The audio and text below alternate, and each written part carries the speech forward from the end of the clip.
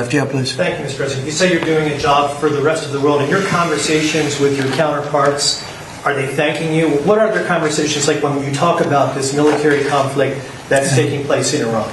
Well, they should be thanking me because many of them get 90%. China, as an example, should be thanking us, but I don't expect to thank you, but they should be thanking us. Japan gets 95%, China 91%.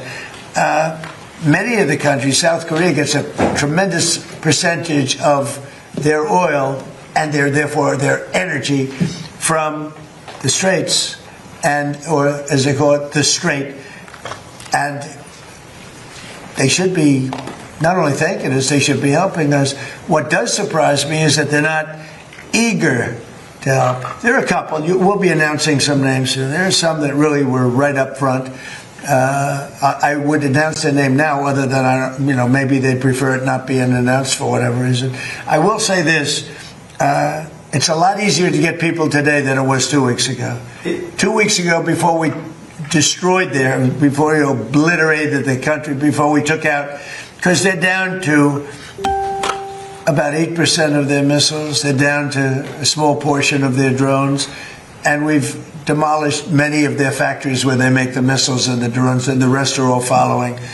Our military has been amazing. We hit Karg Island, took out every single thing in Karg Island except one thing. We left the pipes, because if we take out the pipes, it takes a long time to build them. And at some point, something is going to happen that's positive with respect to those pipes.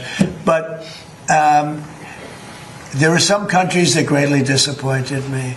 And, I'm the one that got them to pay from 2% to 5% of GDP, NATO. And I get along great with those countries in NATO, but I always said, the problem with NATO is we'll always be there for them, but they'll never be there for us. And when I hear the UK, which was sort of considered the Rolls-Royce of allies, right? Wouldn't you say? They were the oldest, and they were going to be there. And I say it would be really helpful if you'd send over a couple of ships, and if you have some minesweepers, which they do, be very helpful. And the Prime Minister is a nice man.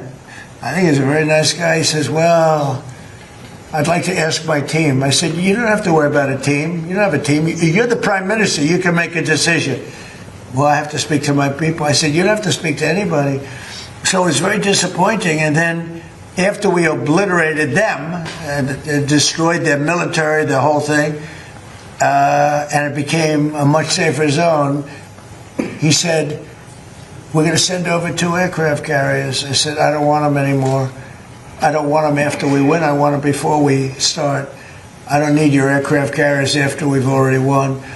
So, those things are very disappointing. And you have to remember, we have 45,000 troops in Japan. We have 45,000 troops in South Korea. We have 50,000 troops in Germany. We defend all these countries.